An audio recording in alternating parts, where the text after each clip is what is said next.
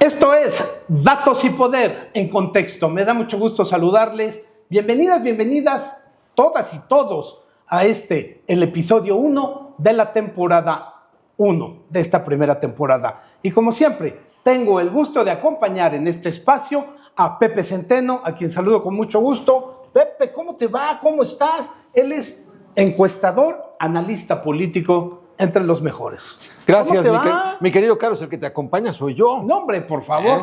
Pero bueno, no vamos a estar repartiendo loas. Quiero decirte que para mí es un honor estar contigo, periodista de más de 40 años, de buena fuente se llama su columna, y siempre poniendo la pauta en la opinión pública local y nacional. Mi querido Carlos, ¿cómo ves las cosas? Pues mira, la verdad es que lo veo maravillosamente bien.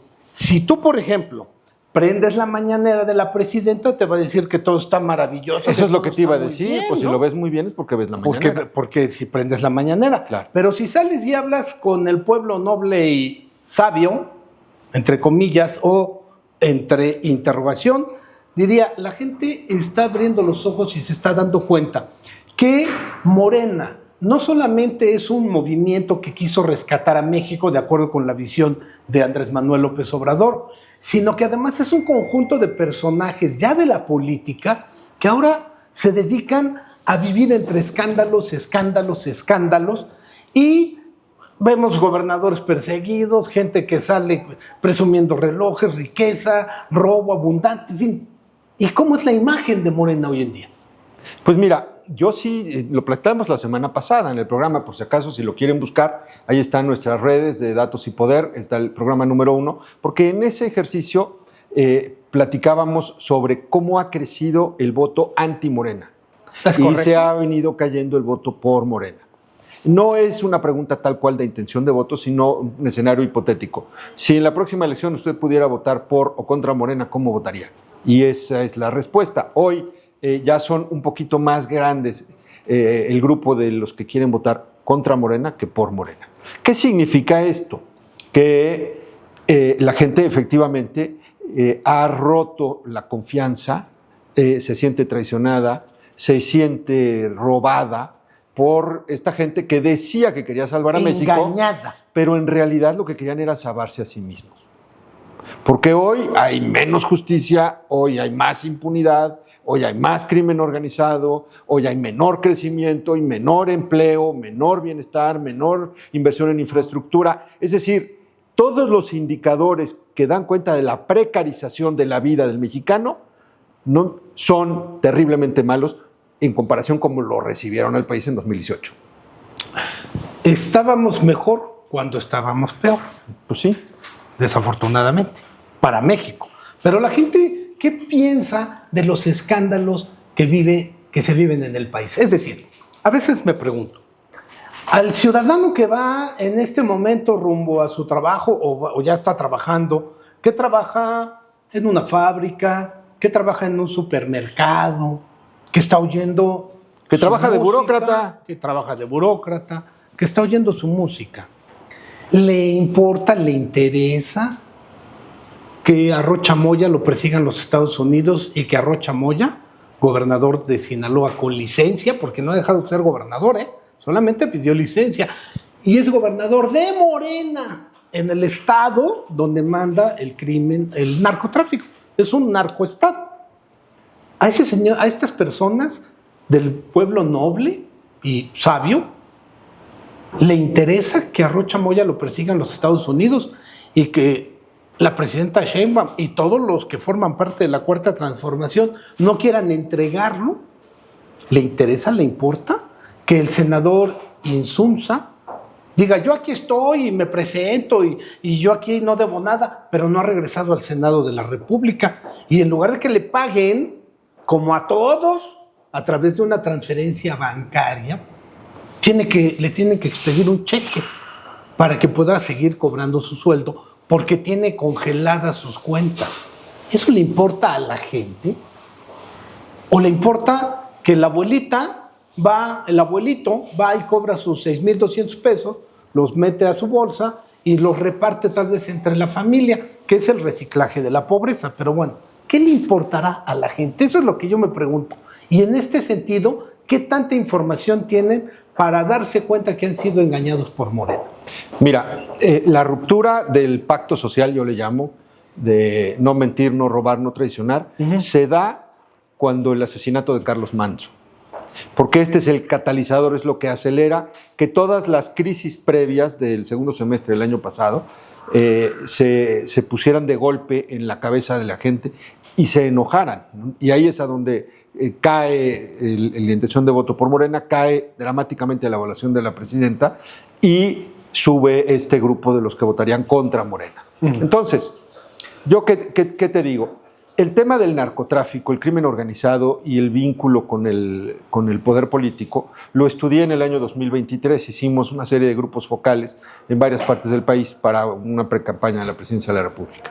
Y lo que encontramos fue que al pueblo de a pie, o sea, al pueblo este que tú retratas, bueno y sabio, supuestamente, en realidad tiene esta idea fantasiosa de que todos los gobiernos en la historia reciente de México han tenido pactos y acuerdos en lo oscurito con el crimen organizado. Y que López Obrador no tenía por qué ser la excepción y que si no lo hacía, lo iban a matar.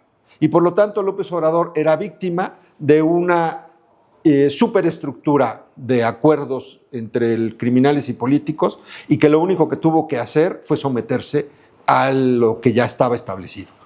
Eso es lo que la gente piensa. Y luego, ¿qué veo ahora, después del asunto de Rocha Moya? Pues que los números de Morena y de la presidenta no caen dramáticamente. De hecho, o sea, siguen una misma tendencia. No es que haya sido un acelerador el tema de Rocha Moya. Si lo llevan a Estados Unidos, se empieza a hablar, o alguien de la gente que estuvo con él, y se empieza a documentar el vínculo ya con dinero, muertos, en fin, a lo mejor eso sí ya les terminé pegando, a lo mejor si sale el nombre de López Obrador y ya con pruebas un poco más específicas, pues quizás les pegue más, pero mientras eso no ocurra no podemos saber. Pero el gobierno de la Cuarta Transformación sigue protegiendo a sus políticos. Pues para que no se sepa. Claro, para que no, hay una ruptura, yo siempre lo he dicho, Morena no se autodestruye. Es exactamente lo que hizo el PRI. El PRI empezó a encontrar supuestos corruptos y los empezó a encarcelar. Y por eso el PRI se fue resquebrajando internamente. No digo que no hubiera perdido el poder, porque hubo un fenómeno llamado Vicente Fox en el año 2000 que cautivó al pueblo de México y ese pueblo lo llevó a la presidencia. No digo que el PRI como tal no hubiera perdido esas elecciones. Lo que digo es que finalmente la figura priista, la disciplina priista, lo que debe ser, lo compacto que debe tener un equipo político, se fue resquebrajando durante la historia, sobre todo desde la llegada de Salinas hasta Peña Nieto, en el que muchos políticos, gobernadores, terminaron en la cárcel. Pero eso lo entiende perfectamente López Obrador y dice, no, yo no voy a hacer lo mismo, porque es romper el pacto de unidad. Y no importa que tengamos a gobernadores. De impunidad. De impunidad. Y no importa que tengamos a gobernadores o a personajes que estén involucrados con el narcotráfico o a personajes como la gobernadora de Baja California, Marina del Pilar, que tiene se dieron a conocer unas grabaciones en las que dice, yo les doy información a ustedes, agentes del FBI, a los Estados Unidos les doy información de las mesas de seguridad.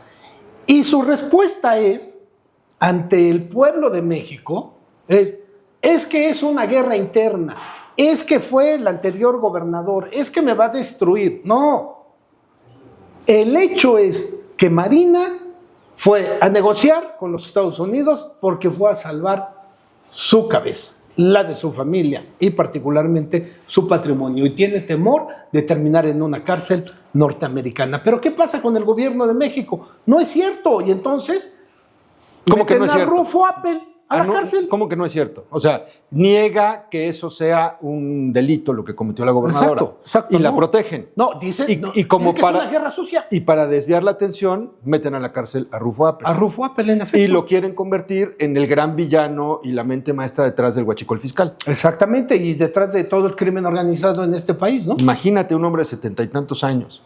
O sea, a ver, es importante que le pongamos el contexto a la gente. Por favor. Tenemos una gobernadora que en el 2017, 2016 probablemente era ama de casa, o a lo mejor ni eso, pero no estaba en esto. No. Se mete a la tómbola y se gana la Diputación Federal en el 18.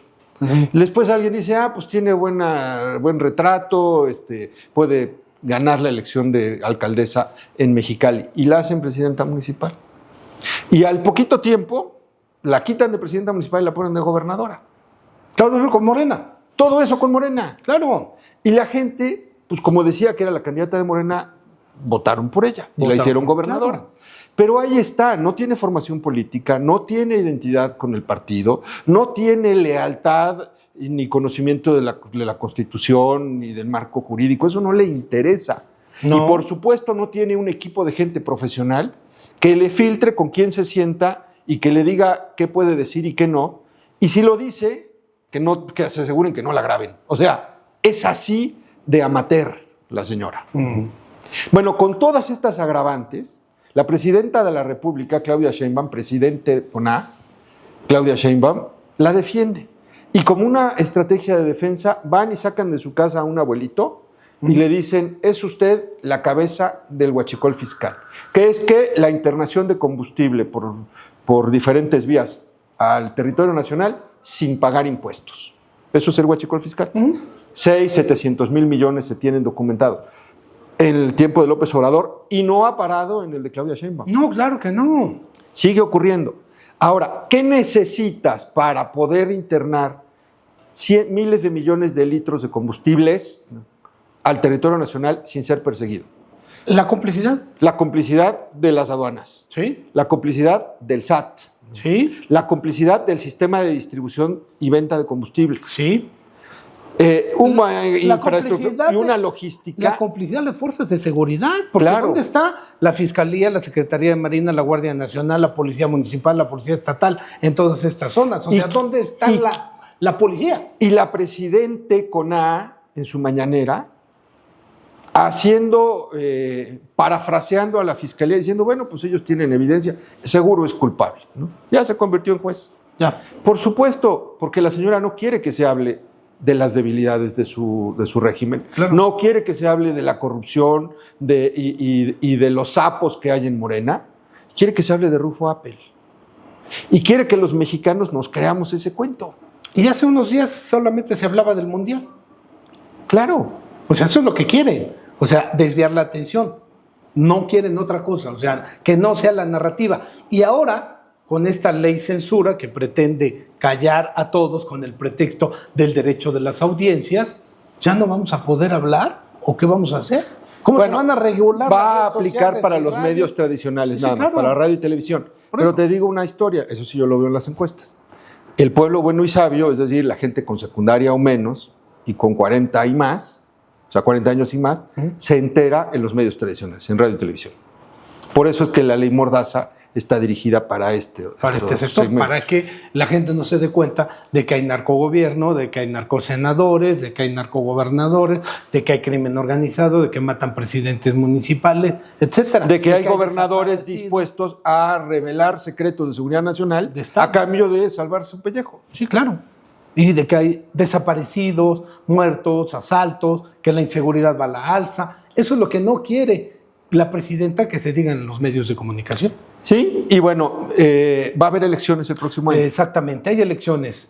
¿Quieres que vayamos al dato? Vamos al dato precisamente de las elecciones porque sí, estamos platicando, sí, pero hay que ver precisamente cómo es la elección, cómo viene el proceso electoral. Pásenme la computadora, gracias. ¿Cómo viene el proceso? El próximo año hay un proceso electoral. ¿Cómo vendría la imagen?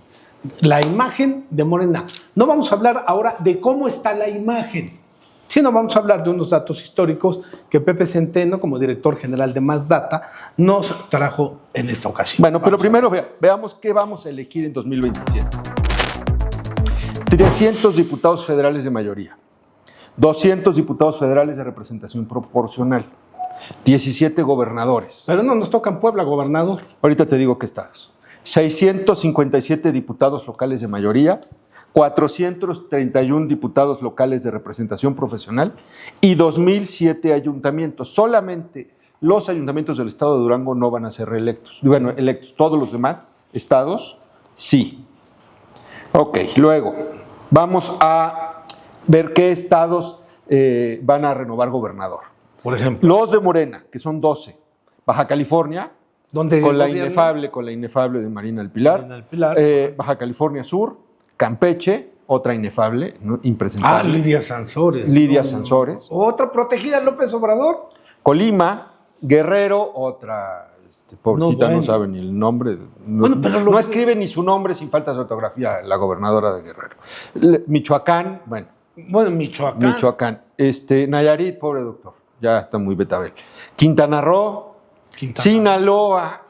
O sea, estamos presentando los nombres de los estados y nos damos cuenta los gobernadores que tienen. Decimos, bueno, ¿cómo puede ser que la gente haya electo a esa gente? Bueno, vamos a pensar que los eligieron y que la gente no sabía exactamente cómo se iban a comportar. Pero ¿cómo es posible que Morena siga defendiendo a estas personas? Bueno, pues eso es.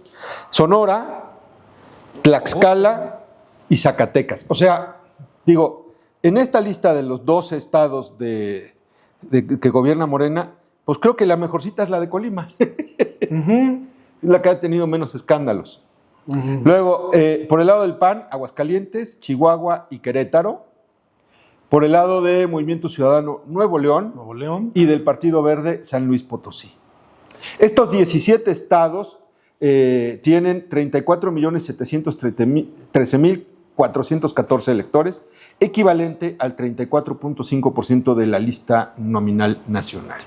Es decir, un tercio de la lista nominal está en estos 17 estados, que es un poco más de la mitad. Quiere decir que los estados más poblados no van en esta ronda, van hasta 2030.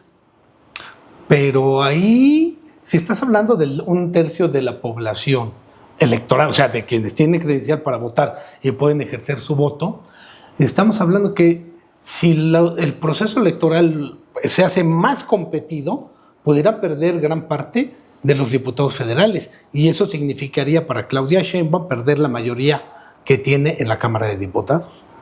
Sí, porque bueno, lo que a mí me han dicho, y lo que hemos estado viendo nosotros también en las encuestas, es que hay muchos de estos 12 estados, alrededor de 6, que están en riesgo de perder. Lo cual es gravísimo para la Cuarta Transformación, para el régimen, para Morena, para Claudia Sheinbaum. Exactamente. Y aquí tengo los resultados de una encuesta que se publica en polls.mx. Polls.mx es un portal de internet que lo que hace es recibir encuestas que se publican a nivel nacional y genera un promedio. Bueno, este dato bien interesante. De los 17 estados que se van a renovar, hoy trae ganadores a 6 estados el PRI. ¿Cómo? Zacatecas con 33.8%, Nuevo León con 29.3%, Tlaxcala con 34.7%, Michoacán con 33%, Colima con 28.5% y Sinaloa con 32.8%. Morena, Baja California Sur con 26.5% intención de voto, Nayarit con 28.9%, Guerrero 28%, Quintana Roo casi 30%. Solamente trae como claro ganador en estos estados a Morena. Y al PAN en Baja California, Chihuahua, Sonora, Aguascalientes y Querétaro. Y en Campeche a Movimiento Ciudadano. San Luis Potosí, el Verde. Es decir, es lo que esta empresa que hizo 1,200 entrevistas digitales en cada estado entre el 14 y el 24 de julio de 2026. Apenas. Margen de error de más o menos 2.8%, con un intervalo de confianza del 95%. A ver, no quiero decir que esto sea la verdad, es un dato. Exacto. Pero es un dato recabado en internet, en redes sociales, que tiene su sesgo, yo me dedico a eso y sí lo reconozco.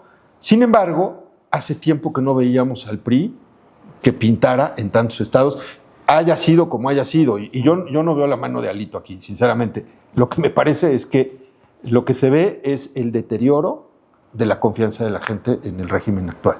Y eso explica por qué la ley Mordaza. Exacto, exactamente. O sea, este crecimiento del PRI. Ahora hay que tomar en cuenta algo que me parece interesante, comentarlo con ustedes, con la gente, con el auditorio, es que la mayoría de quienes hoy están en Morena vienen del PRI. O sea, la mayoría viene del PRI. porque los que son de izquierda, que nacieron en la izquierda, que les encanta el Partido Comunista, que nacieron en la izquierda, estos personajes no están en el poder. Bueno, la presidenta. Bueno, la presidenta, pero de hecho hay una corriente que se llama Construyamos México, una corriente interna, a la que Claudia Sheinbaum le encargó a Alfonso Ramírez Cuellar que desprizaran a Morena. O sea, que ya los que son del PRI que no ocupen los mejores cargos ni los más importantes, sino que vaya entrando gente de izquierda. Gente de izquierda es lo que quiere Sheinbaum, porque algo sí tiene, una ventaja tiene Claudia Sheinbaum. Nunca ha sido del PRI. López Obrador fue incluso presidente del PRI en Tabasco y quiso ser gobernador por el PRI. Pero nada más. Pero Sheinbaum nunca ha sido del PRI. Es una gran ventaja que ella tiene. Por eso dice, yo quiero desprizar a Morena, para que sea la verdadera izquierda la que tenga los cargos de poder, pero sigamos mandando con esta idea como la que trae Sheinbaum con la ley Mordaza.